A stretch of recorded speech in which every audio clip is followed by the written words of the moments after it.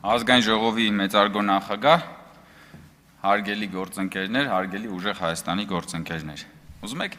կռահում եք, որ ես կարամ հիմա մի հատ անուն ազգանուն տամ եւ դուք խառնվեք իրար։ Հիմա կարաք չմտածեք այդ անուն ազգանունի մասին։ Հիմա կարաք լի մտածեք այն անուն ազգանունը, որը չեք ուզում լսեք։ Չեք կարա չմտածեք։ Որովհետեւ հոգեբանության մեջ շատ հայտնի բան կա, որ ասում է կարաս հենց հիմա չպատկերացնես սպիտակ արջ։ Հնարավոր չի մարդը հենց այդ բանին չպատկերացնի սպիտակ արջ։ Հիմա դուք կարաք չպատկերացնեք այն անուն ազգանունը, որից դուք այդքան խառնվում եք, չեք կարա։ Հիմա նայեք ինչ եք դուք անում։ Դուք չեք ուզում, որ այդ անուն ազգանունը այս դալիճում հնչի։ Բայց դուք անում եք այնպիսի մի բան, որ այդ անուն ազգանունը 10 անգամ ավելի բարձր է հնչում ոչ միայն այս դալիճում, այլ ամբողջ Հայաստանում։ Բոլոր վերնագրերը դրա մասին է։ Լրագրողները մի բոլ նյութ ստացան այսօր օթյակից նկարելով ձեր պահվածքը։ Հիմա դուք այդ մարդուն լավություն եք անում, թե վատություն եք անում, որ իր ավազանի անունը դարձնում եք Հայաստանի Հանրապետության մեդիայի գլխավոր օրակարգի վերնագրերը։ Ընդ որում այս պատմությունը նոր բան չի։ Վստահ եմ շատերը գիտեն դրա մասին։ Կա այդպիսի մի աշխարհահռչակ դերասանուհի, երգչուհի Բարբարա Սթրեյզենդ։ Ուրեմն գրականության մեջ գոյություն ունի Բարբարա Սթրեյզենդի էֆեկտ հասկացությունը։ Ինչի մասին է դա։ Ժամանակին մի լուսանկարիչ լրագրող գնում է եւ տարբեր բաներ է նկարում, այդ թվում նկարում է Բարբարա Սթրեյզենդի առանձնատունը եւ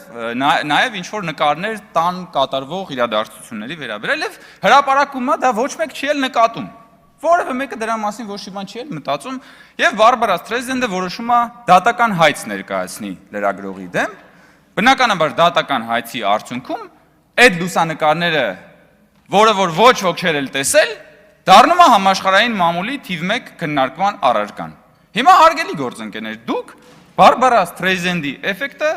տարել եք եւ դրել եք, կիրառում եք այդ մարդու ավազանի անունի վրա։ Հիմա ես չեմ հասկանում, դուք լավություն եք անում այդ մարդուն, թե վատություն եք անում այդ մարդուն։ Եվ էլի փորձեք հիմա չպատկերացնել եւ ձեր գլխի մեջ թող չհնչի այն անուն ազգանունը, որից դուք այդքան խուսափում եք։ Հնարավոր չի։ Ես հիմա դա չեմ ասի, որովհետև ես ուրիշ ուղղությամբ մոտեցա հարցին, էլի չեմ ուզում ելույթս ընդհատվի տարատեսակ չարաճճիություններով։ Բայց Տիկին Վարդանյանը այստեղա չի գնացել, ասում էր ապացուցեք, որ եղել է։ Տիկին Վարդանյան, փաստերը այդպիսի բնավորություն ունեն, որ փաստերը ընդհանրապես այսպես ծակող էֆեկտ ունեն, էլի հասկանում եք։ Հիմա ես բացում եմ primeminister.am կայքը, հուսով եմ պարոն Մանուկյանը ձեզ ուղարկել է, եւ primeminister.am կայքում 2020 թվականի հուլիսի 5-ը բացում եմ հայտարարությունը վարչապետ Նիկոլ Փաշինյանի շնորհավորական ուղերձը Սահմանադրության օրվա կապակցությամբ։ Եվ մի քիչ իջնում ենք, բնականաբար տեքստը ամբողջը չկարդամ, հասնում ենք այն կետին, որը դուք ասում եք չկար։ Ու չնայած իմ դիրքորոշումը եղել է այն, որ Սահմանադրության հաճախակի փոփոխությունները անհարկի սթրեսի են ենթարկում պետական համակարգը, Սահմանադրությանն անընդհատ փոփոխությունները բերում են անորոշությունների, նախորդ պարբերության մեջ նշված հանգամանքների գիտակցումը ինձ բերել է այն եզրակացության, որ մեր երկրին հարկավոր է նոր սահմանադրություն։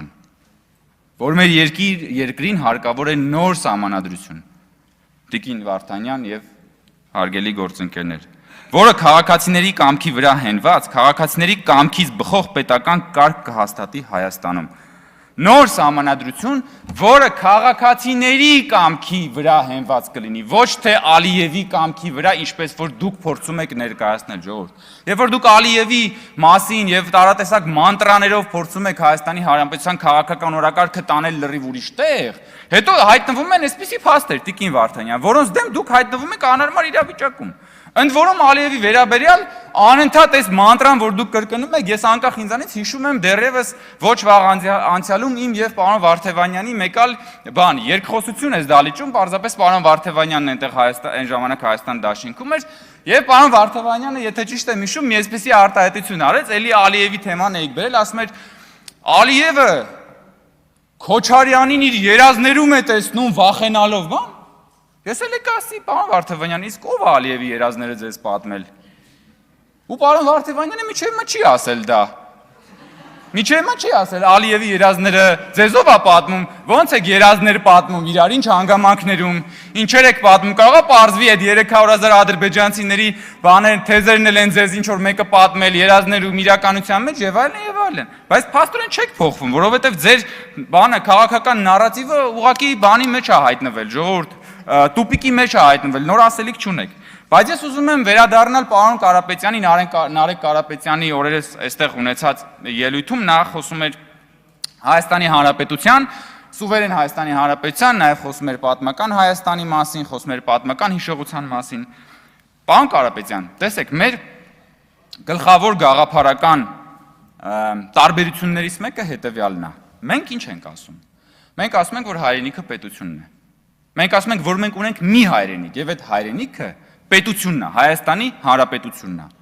Եվ դրանից բխեցնում ենք իրական Հայաստանի գաղափարախոսությունը, որը պիտի ունենա սահմանազատված սահման, որը իրական է, 29743 քառակուսի կիլոմետր է,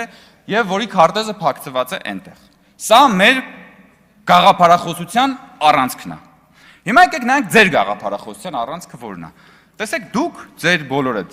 ձեր կրծքանշանին պատկերել եք Արարատ լեռը, ճիշտ է, ու գրել եք ուժեղ Հայաստան, կամ հիմա այստեղ գրված է կամ գրված չի։ Նայեք, դուք ձեր կրծքանշանին, կրծքին դրել եք Արարատ լեռը,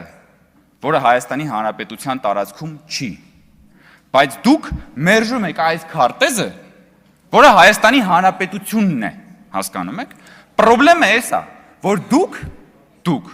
մի բան, ինչը որ Հայաստանում չէ, ձեր կրծքին մոտ է,